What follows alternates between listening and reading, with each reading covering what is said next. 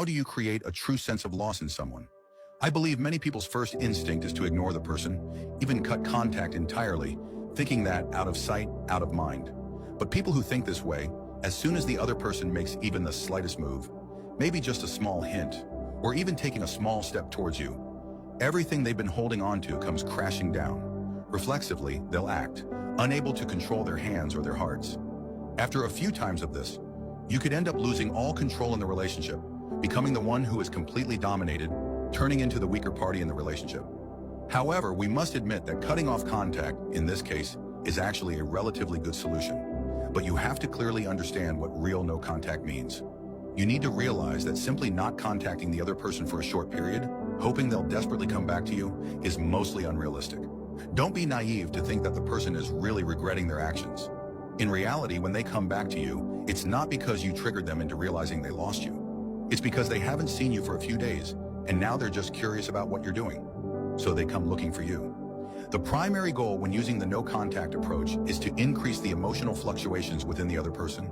Through this method, you can effectively control the emotional ups and downs of the person. Once they start reaching out to you, it means the psychological game between you two has started. At this crucial moment, our job is to extend the curiosity-driven testing behavior as much as possible. Initially, when the other person reaches out, they're full of expectations and desires, but we mustn't easily fulfill those expectations.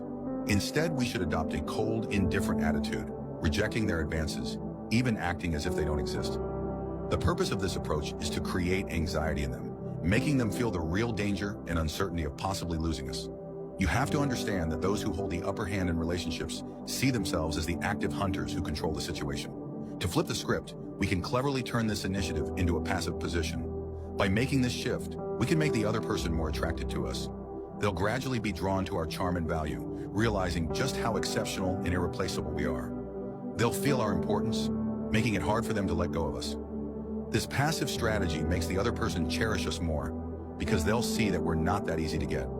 The second thing is that the feeling of being distant, then close again, creates an elusive sensation. This triggers the other person's desire for something they can't have, creating an irresistible stimulation that drives them to want us desperately, to hold on to us and keep us for themselves. This feeling makes them value us more because they fear losing us. In fact, once you learn how to use these techniques, you can take the high ground in relationships. The key is being proactive and understanding human nature. People tend to overlook things they can easily get, but will fight desperately for things that are hard to obtain or feel like they might lose.